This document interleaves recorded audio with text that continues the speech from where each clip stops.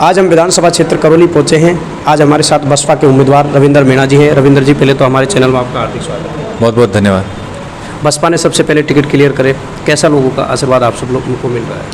देखिए, अभी तक तो बहुत ही पॉजिटिव रिस्पांस है और स्पेशली अपन सिटी की बात करें तो जो सिटी के लोग हैं वो भी मुझे काफ़ी हद तक पसंद कर रहे हैं। रविंद्र जी, आप एक शिक्षित फैमिली से हैं, पढ़े लिखे एजुकेटेड हैं। राजनीति में युवाओं को आगे आना चाहिए, तो क्या क्या मजबूर ये जो जिम्मेदारियां हैं अपन देखें कि किस प्रकार की चुनौतियां विधानसभा क्षेत्र में है?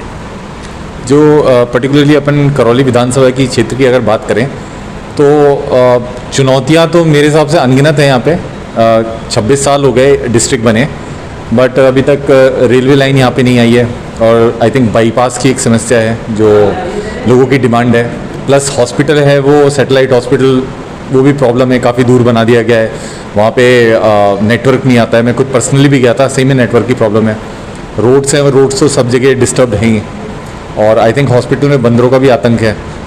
फिर अगर सिटी के अंदर आप जाओ तो कोई भी प्रॉपर व्यवस्था नहीं है। वहाँ पे गंदगी पड़ी है, मच्छर हैं। महिलाएं बोल रही थी मेरे से, मेरी एक्चुअली 1-to-1 बात हुई है सबसे, तो वहाँ मच्छर भी हैं और कई तरह की प्रॉब्लम्स हैं।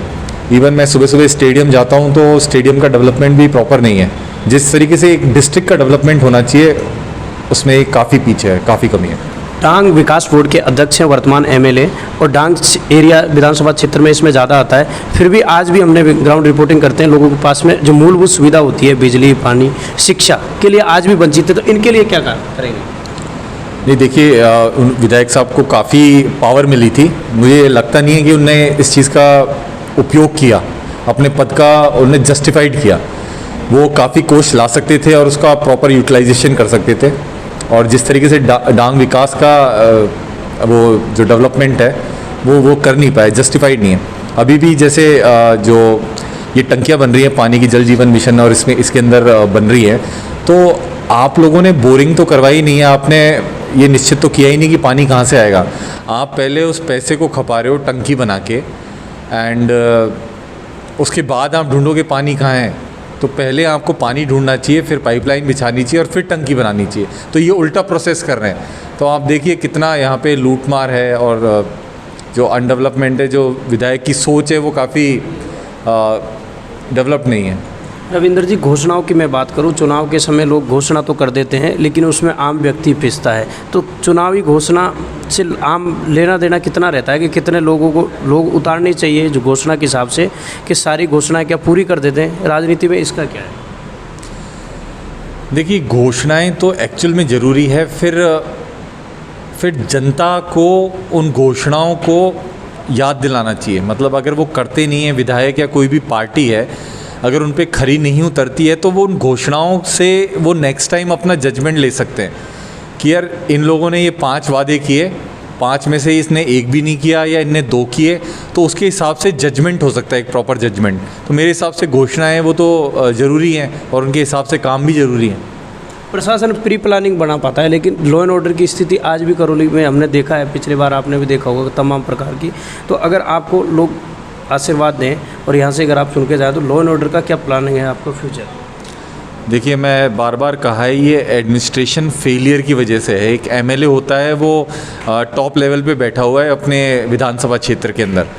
यदि वो प्रॉपरली किसी अधिकारी से काम नहीं निकाल पाए तो मुझे समझ में नहीं आता। आई थिंक या तो वो विधायक प्रॉपरली मैनेजमेंट या एडमिनिस्ट्रेशन को समझ नहीं पाते। तो ये बहुत छोटी चीज़ है।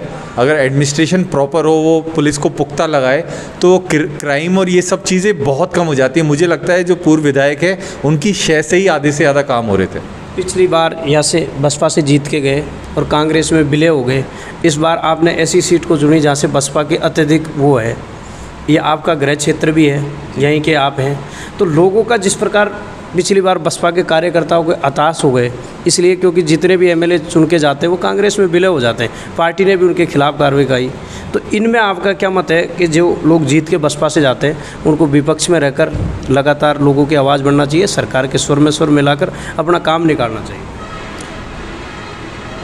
देखिए, पहले तो पार्टी को छोड़ना नहीं चाहिए। सर्वप्रथम बात तो आप जगह पार्टी के साथ जुड़े हो, और यदि ऐसा करते भी हो तो आपको 101% जो जनता है उनके प्रति आपको खरा उतरना चाहिए, सीधी सिंपल बात है।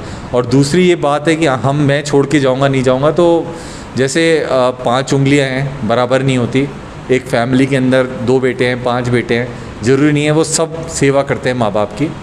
तो पूर्व में जो हुआ उनका मैं कुछ नहीं कह सकता, हो सकता है वो नालायक बच्चे हों किसी परिवार के, पर मैं ऐसा नहीं हूँ। मेरे पे संस्कार दिए गए हैं, और जैसे पिछले 2 साल से हम पूर्वी राजस्थान नहर परियोजना विकास संघर्ष समिति के तहत हम ERCP के लिए काम कर रहे हैं या सोशल वर्क कर रहे हैं, तो मैं मानसिक, शारीरिक और आर्थिक रूप से कमज़ोर नहीं हूँ कि जो इस तरीके के काम करूँ।